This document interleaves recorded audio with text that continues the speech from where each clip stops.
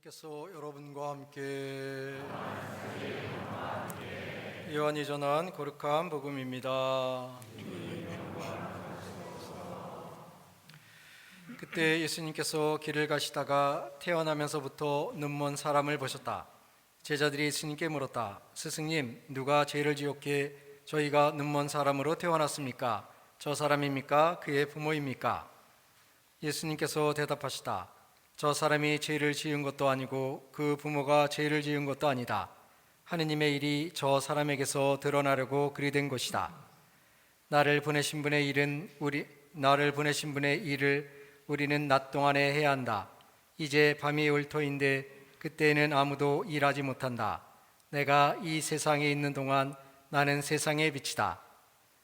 예수님께서는 이렇게 말씀하시고 나서 땅에 침을 뱉고 그것으로 진흙을 개어 그 사람의 눈에 바르신 다음 실로암 못으로 가서 씻어라 하고 그에게 이르셨다. 실로암은 파견되니 라고 번역되는 말이다. 그가 가서 씻고 앞을 보게 되어 돌아왔다. 이웃 사람들이 그리고 그가 전에 거지였던 것을 보아온 이들이 말하였다. 저 사람은 앉아서 구걸하던 이가 아닌가? 어떤 이들은 그 사람이요 하고 또 어떤 이들은 아니요 그와 닮은 사람이요 하였다. 그 사람은 내가 바로 그 사람입니다 하고 말하였다. 그들은 전에 눈이 멀었던 그 사람을 바리사이들에게 데리고 갔다. 그런데 예수님께서 진흙을 개어 그 사람의 눈을 뜨게 해주신 날은 안식일이었다. 그래서 바리사이들도 그에게 어떻게 보게 되었는지 다시 물었다. 그는 그분이 제 눈에 진흙을 붙여주신 다음 제가 씻었더니 보게 되었습니다 하고 대답하였다. 바리사이들 가운데에서 몇몇은 그는 안식일을 지키지 않으므로 하느님에게서 온 사람이 아니오 하고 어떤 이들은 죄인이 어떻게 그런 표징을 일으킬 수 있겠소 하여 그들 사이에 논란이 일어났다. 그리하여 그들이 눈이 멀었던 이에게 다시 물었다. 그가 당신 눈을 뜨게 주었는데 당신은 그를 어떻게 생각하오? 그러자 그가 대답하였다. 그분은 예언자십니다. 그러자 그들은 당신은 완전히 죄 중에 태어났으면서 우리를 가르치려고 드는 것이요 하며 그를 밖으로 내쫓아버렸다. 그가 밖으로 내쫓겼다는 말을 들으신 예수님께서는 그를 만나시자 너는 사람의 아들을 믿느냐 하고 물으셨다. 그 사람이 선생님 그분이 누구이십니까? 제가 그분을 믿을 수 있도록 말씀해 주십시오 하고 대답하자 예수님께서 그에게 이르셨다. 너는 이미 그를 보았다. 너와 말하는 사람이 바로 그다. 그는 주님 저는 믿습니다 하며 예수님께 경배하였다. 주님의 말씀입니다. 그리스도님 찬미합니다. 참 예수님, 어떻게 제가 입은 제가 그래도 괜찮아 보이죠? 딱 어울려요? 우리 본당 신자들이 눈이 높아가지고 지난주에는 보라색 입었던 거 기억나시나요? 그래서 이제 오늘은 이제 뭐 장미 주일이라고도 해요. 그래서 사순절이 이제 뭐 7주 이상 되니까 이제 처음에는 좋은 마음으로 사순절을 잘 보내지라는 마음으로 출발을 하지만 이제 시간이 길게 늘어지다 보면 이제 처음에 가졌던 마음들이 사라지고 아유 뭐 대충 살지 뭐 우리가 극기하면서 살면 뭐해 이런 마음이 생기기 때문에 교회는 이렇게 장미빛 색깔을 신자들에게 보여주면서 조금만 더 참으면 정말 기쁨의 부활이 올 것이니까 인내하고 견뎌라 라는 부활에 대한 희망을 이렇게 잠깐 선사해 주는 주의를 마련해서 미사를 봉헌하고 있습니다. 아마 요즘이야 뭐 예전하고 좀 많이 다르지만 초대 교회 때만 하더라도 사순절은 굉장히 고통스러운 시간이었다고 해요. 왜냐하면 40일을 굶었으니까. 물론 이제 다 굶은 건 아니겠죠. 뭐 하루에 한 끼만 먹는 사람도 있고 어쨌든 기본적인 그런 개념이 예수님이 40일 동안 단식했다는 것을 의미하고 재현하는 그런 시기였기 때문에 신자들이 사순절을 보내는 것은 그렇게 쉽지는 않았던 거죠. 그러니까 이제 지치고 피곤하니까 이렇게 장미색 제의를 입고 조금만 잘 참으면 부활이 올 것이다 라는 그런 기대가 희망을 선사해 준 것이 아닌가 하는 생각을 합니다.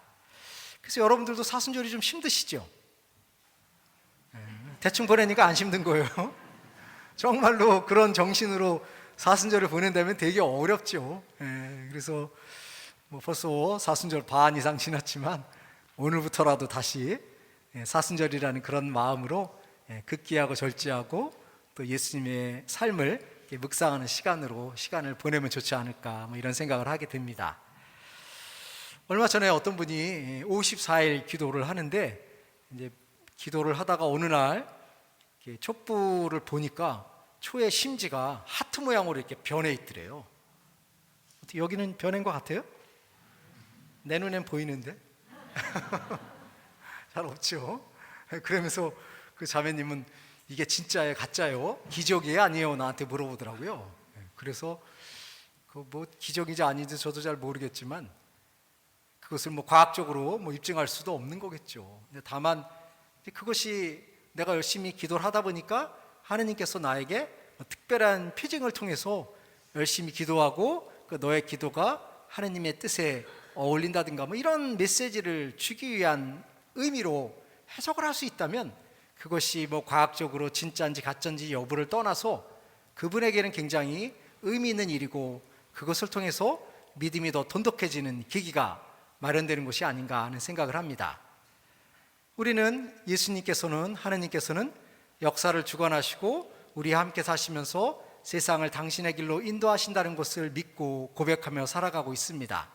그런데 우리가 믿고 고백하는 하느님의 역사적인 실제성이라든가 역사를 이끌어가는 그런 주도성에 대해서 명확하게 눈으로 확인할 수는 없지만 그것을 믿음으로 인해서 우리의 삶이 더 풍요로워지고 그것을 믿음으로 인해서 우리는 하느님께 의탁하면서 열심히 살아갈 수 있는 힘과 용기가 나오는 것이 아닌가 하는 생각을 하게 되지요.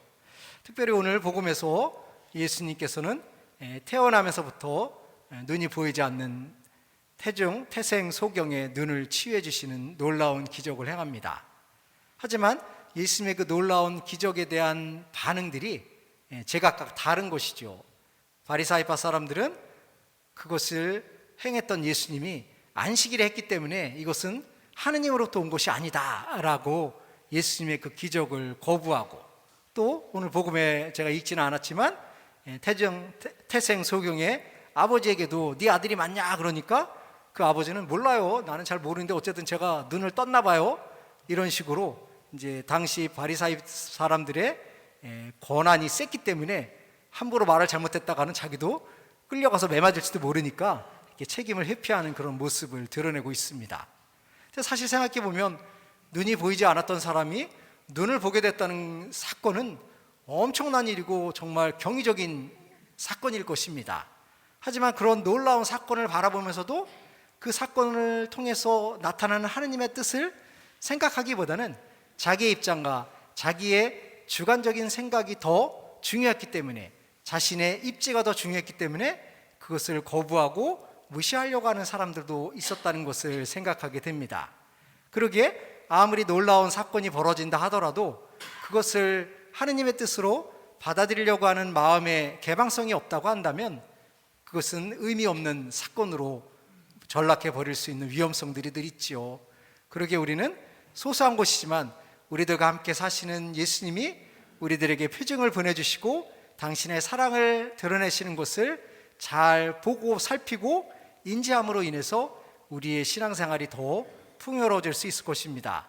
물론 신앙을 갖고 있지 않는 사람들에게는 별거 아닌 것으로 치부될 수 있지만 우리들에게는 그 별거 아닌 것 속에서도 역사하시는 하느님을 발견할 수 있다면 우리는 놀라운 신앙의 체험을 통해서 우리의 삶이 더 풍요로워질 수 있으리라고 생각이 듭니다.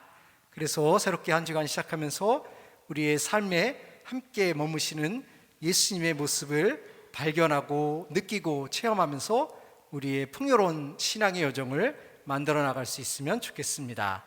잠시 눈을 감고 우리가 어떻게 우리의 삶에 함께 하시는 예수님을 느끼며 살아갈 수 있을까 생각해 보겠습니다.